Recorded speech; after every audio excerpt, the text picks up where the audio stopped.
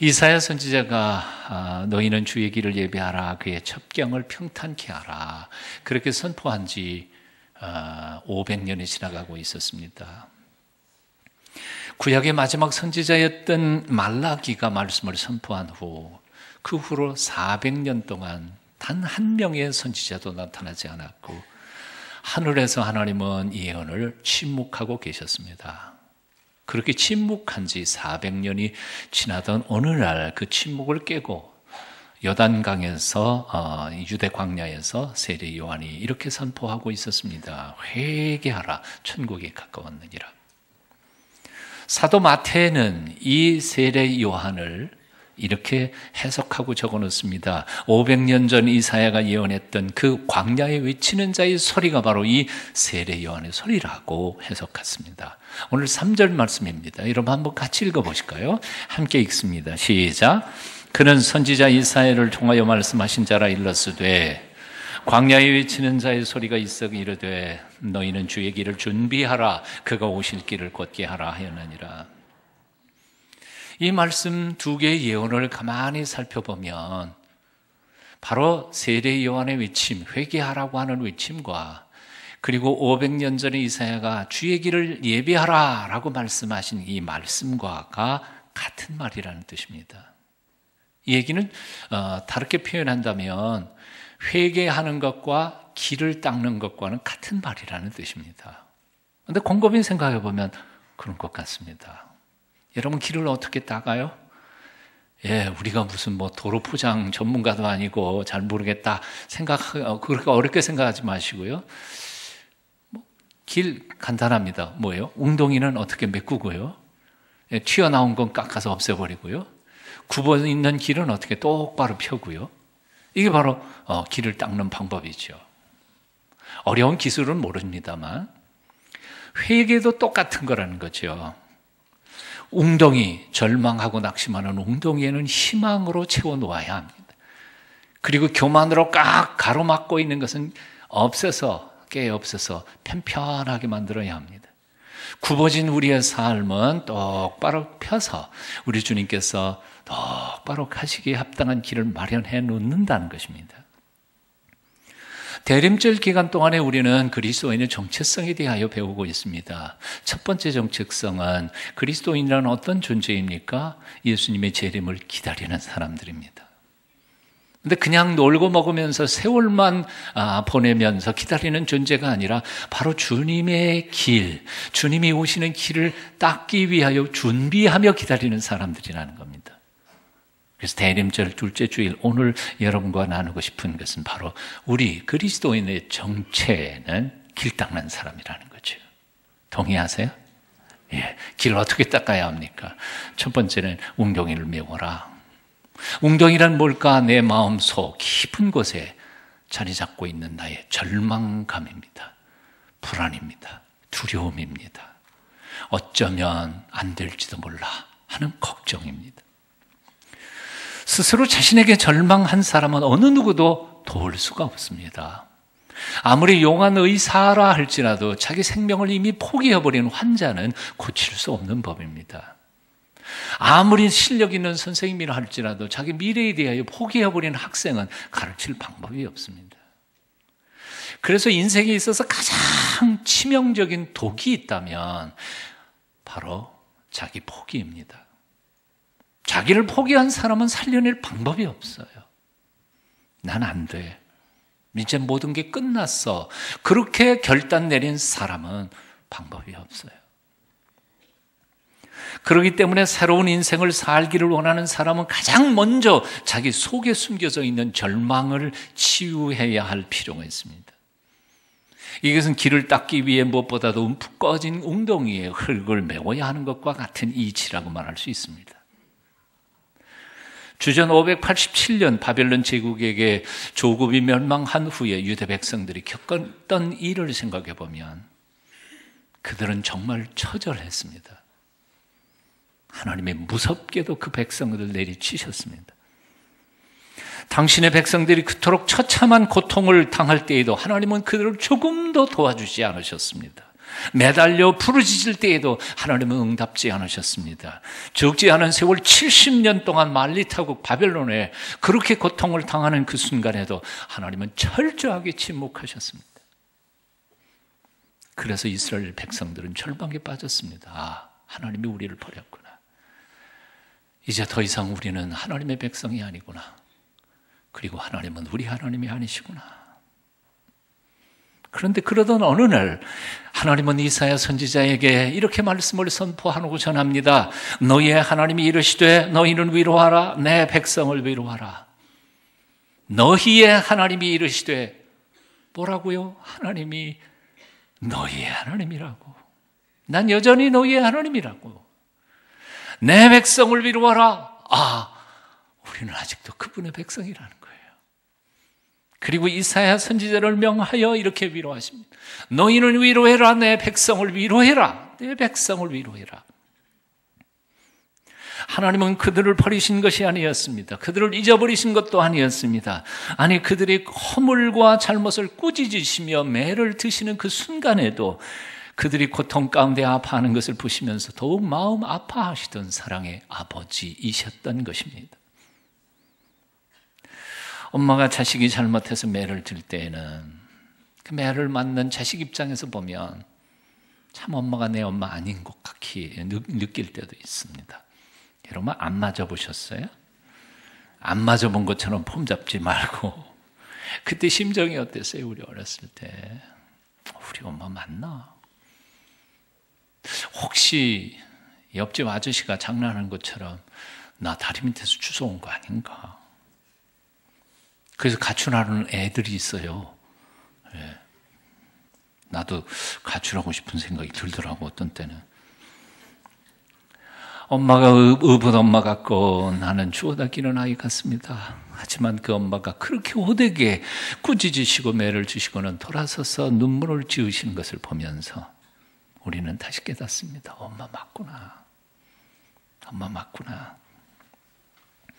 하나님은 결코 우리를 잊으신 적이 없으십니다. 오히려 우리가 잘못해서 매를 드시는 그 순간에도 아파하는 우리를 지켜보시면서 더욱 마음 아파하시는 사랑의 아버지이셨습니다.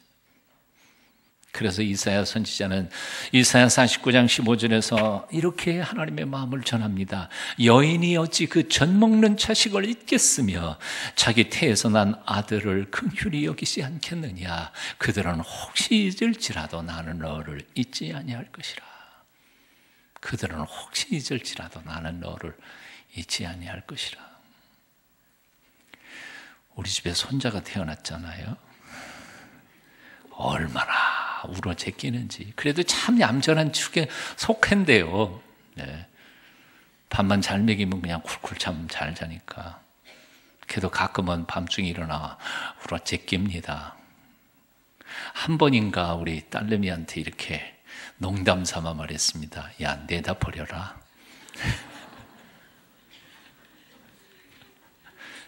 내다 버려요? 아이고. 지는 못 잘지라도 밤새도록 안고 돌아가면서 너무 이쁘대요. 너무 이쁘대요. 그걸 어떻게 내다버려요? 하나님이 엄마의 가슴속에 그 사랑을 담아주셨는데 우리를 어떻게 내다버리시겠어요? 그런데 하나님 말씀하세요. 그 엄마들은 젖먹는 아기를 잊어버릴지 몰라도 나는 너를 잊지 않겠다. 한 천재적인 음악가가 경쟁자들에게 밀려 계속 실패하다가 많은 빚을 지고 빚쟁이들에게 시달리기 시작합니다. 결국 56, 그렇게 많지 않은 나이에 몸 한쪽 불수가 됩니다. 반신불수가 되죠. 오늘날 음악가들 파티에 갔다가 입장을 거절당합니다. 예전에 안 그랬거든요. 이제 병신 됐다고 쫓아내는 거예요. 친구들이요. 파티에 갔다가 입장을 거절당하고 홀로 런던 밤거리를 돌아와 집으로 터덜터덜 돌아왔습니다. 며칠 전 찰스 제닌스라고 하는 친구가 놓고 간 책 한 권을 집어듭니다. 메시아에 대한 성경 요절들을 모아놓은 요절집이었습니다. 그 친구는 그 책을 건네주면서 이렇게 말했었습니다. 이 책 읽고 작곡 한번 다시 해봐. 인생을 포기하기에는 너는 너무 젊지 않냐. 이 말씀의 주인이신 하나님께서 자네를 다시 일으켜 주실 것이라고 나는 굳게 믿네. 이 책을 들춰 기록된 성경 말씀을 읽고 가다가 그만 그는 이사야 40장 1절 말씀 앞에 통곡합니다. 그리고는 그 길로 밥 먹는 것도 잊어버리고 잠자는 것도 잊어버리고 24일 동안 오라토리오 한 편을 써냅니다. 아시는 것처럼 핸델의 유명한 오라토리오 메시아입니다. 조금 전에도 우리 찬양대가 그 중에 일부를 들려줬습니다만 이 메시아 처음 오케스트라의 첫 소곡이 조용히 흐르고 난 후에는 테너의 목소리가 이렇게 우렁차게 들려옵니다. 너희는 위로하라. 내 백성을 위로하라. 이 말씀의 의미를 가슴에 깊이 깨달았던 핸델은 그 처절한 절망 속에서 다시 일어날 수 있었던 것입니다. 말씀의 힘입니다. 그리고 그 말씀을 주신 하나님의 전능하신 능력 때문입니다. 헨리의 나우엔이라고 하는 영성가는 이렇게 적었습니다. 예수님은 십자가 위에서 부서지고 깨어지셨습니다. 예수님은 고통과 죽음의 삶을 사셨습니다. 그러나 이 고통과 죽음의 삶 그 모든 것을 끌어안으시고 깨지고 부서진 우리를 구원해 내셨습니다. 우리도 모두 부서지고 깨어진 사람들입니다. 우리는 부서지고 깨어진 육체를 가지고 부서지고 깨어진 마음을 가지고 부서지고 깨어진 영혼을 가지고 살아가고 있습니다. 이런 우리에게 예수님께서 요구하시는 것은 간단합니다. 부서지고 깨어진 삶을 우리의 죄 때문에 하나님이 주신 저주가 아니라 우리의 죄를 정화시켜서 새롭게 하시는 하나님의 축복임을 믿고 그 축복을 가지고 나아가 다시 부서지고 깨진 사람들을 위로하라는 것입니다. 너무 길어서 이해가 안 되셨나요? 그래도 줄거리는 이해가 되셨잖아요. 헨리 나우엔은 그래서 예수 그리스도 그분을 상처 입은 치유자라고 표현했습니다. 당신도 부서지고 깨어졌지만 더 부서지고 깨어진 자들을 위하여 자신의 몸을 내 던져 그들을 치유하러 오신 예수 그리스도. 그분이 오신 날이 바로 성탄절입니다. 그리고 그분을 기다리는 절기가 대림절이고 그분을 닮기 위하여 우리가 애쓰고 노력하는 절기가 바로 이 절기입니다. 이 복된 절기에 십자가 앞에 나아가 나도 부서지고 깨진 삶의 모습으로 우리에게 다가오신 예수 그리스도를 만나 새 힘과 용기를 얻고 다시 그 모습으로 세상에 나아가 나보다 더 부서지고 깨진 사람들을 위하여 사랑하며 위로하며 살아가는 주의 백성들이 다 되시기를 축원합니다. 나도 죽겠는데 누굴 위로해요? 그렇게 생각하시는 분이 있으세요? 예수님의 사심과 죽으심을 깊이 묵상해 보십시오. 십자가 앞에 나와 그 부서진 모습으로 우리를 살려내신 그분의 은총을 기억해내 보십시오. 나보다 더 힘든 사람들이 주변에 널려 있습니다. 나보다 더 춥고 배고픈 사람들이 주변에 널려 있습니다.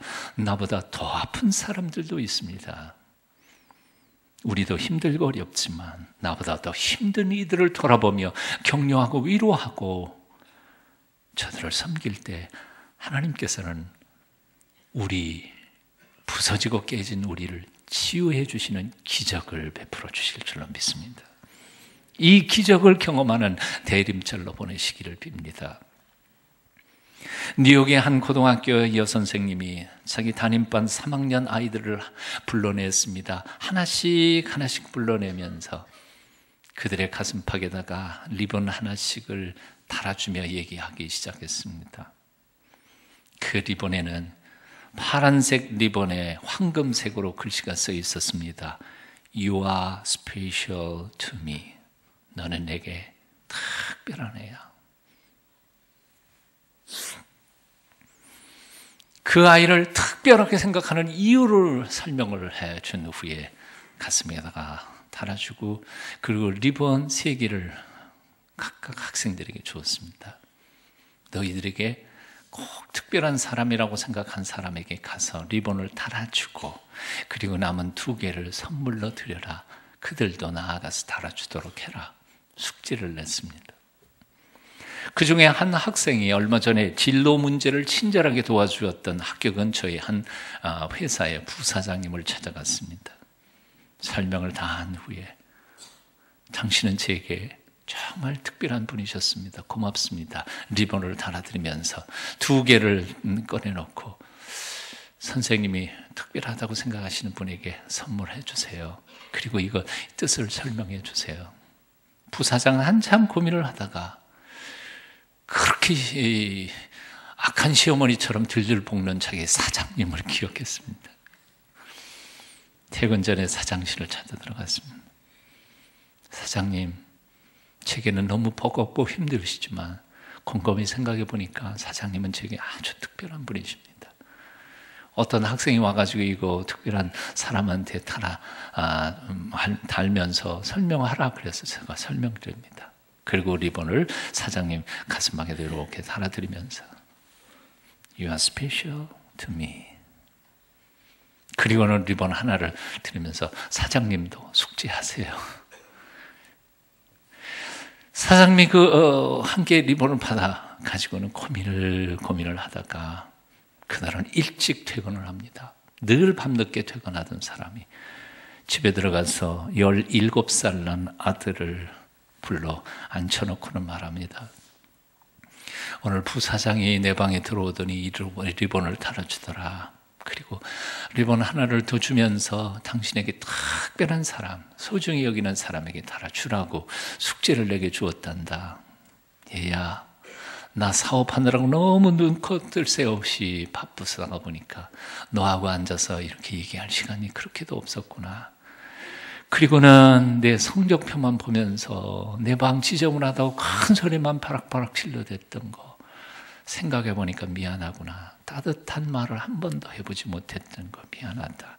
하지만 너는 내게 가장 소중한 존재란다. 사랑한다. 사랑한다. 그리고 아들 가슴에 달아줍니다. 놀란 아들이 눈이 둥그레지면서 갑자기 울음을 터뜨립니다. 엄청나게 울어대고 눈물을 그칠 줄 모르다가 마침내 고개를 들어 훔치면서 아버지를 바라보며 이렇게 울먹입니다. 아빠, 사실 저는 오늘 밤 자살하려고 그랬어요. 아빠가 저를 사랑하지 않는다고 생각했거든요. 우리는 왜 사랑하는 이들에게조차 따뜻한 말 한마디를 아끼면서 살아가고 있을까요? 그래서 사랑하는 이들이 내가 그들을 사랑한다는 사실을 왜 모르도록 하면서 살까요? 왜 이렇게 어리석을까요? 내 말 한마디가 그들에게 얼마나 큰 힘이 된다는 사실을 왜 우리는 잊어먹고 살아가고 있을까요? 우리 인생들에게 있어서 가장 큰 엄청난 선물은 비싼 선물도 아니고 대단한 어떤 게 아니라 바로 나의 격려 한마디, 사랑한다고 하는 고백의 한마디가 그들에게 엄청난 선물이 아닐까 생각해 봅니다. 이번 대림절 기간 동안 여러분의 위로 한마디가 누군가에게는 인생을 새롭게 출발하는 기적이 되시기를 축원합니다. 사랑한다고 말하십시오. 너는 내게 정말 소중한 존재라고 말하십시오. 다시 용기를 가지고 일어설 수 있게 하십시오. 내 백성을 위로하라. 주님께서 내 마음속에 들어오시도록 마음의 길을 닦는 데 있어서는 나의 절망뿐만 아니라 교만도 해결해야 합니다. 길을 닦는 데 웅덩이보다 더 큰 창의 물은 솟아오른 흙덩이인 것처럼 예수님을 마음속에 모시는데 가장 큰 창의 물은 내 마음속에 숨겨져 있는 교만의 돌덩어리입니다. 내가 아니면 안 된다는 자만심, 내가 너보다 낫다는 우월감, 내 기준으로 남들을 함부로 재고 판단하고 정죄하는 이 못된 비판의식, 이것들이야말로 평화의 왕으로 오시는 주님을 모시는 가장 큰 장애물들입니다. 잠언 18장 12절은 말씀합니다. 마음에 교만은 멸망의 선봉이요 겸손은 존귀의 앞잡이니라. 교만한 사람은 하나님을 의지하지 않습니다. 하나님만 의지하지 않는 게 아니라 사람도 의지하지 않습니다. 교만한 사람은 도움을 받으려 하지도 않고 도움 받고도 고마워하지 않습니다.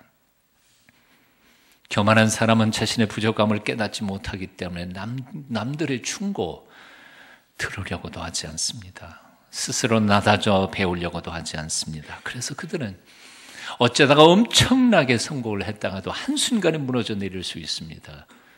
그리고 한 번 무너지면 다시는 일어서기가 힘들어 가는 게 바로 교만한 사람들의 특징입니다. 이 대림절 둘째 주간을 지내면서 사랑하는 여러분이요, 내 속에 깊이 숨겨져 있는 교만을 찾아내시기를 바랍니다. 그것을 십자가에 못 박아 버리십시오. 그리고 새롭게 일어설 수 있게 되기를 축원합니다. 미국의 유명한 신경정신과 의사 데이빗 훅 박사가 신경과민증에 걸린 환자 1000명과 건강한 사람 1000명을 비교를 했더니 신경과민증에 걸린 사람의 대부분이 교만한 사람이었다는 겁니다. 그 중에도 특히 남을 비판하기를 좋아하는 날카로운 성격을 가진 까칠한 사람들이 그 병에 더 많이 걸리더라는 거지요.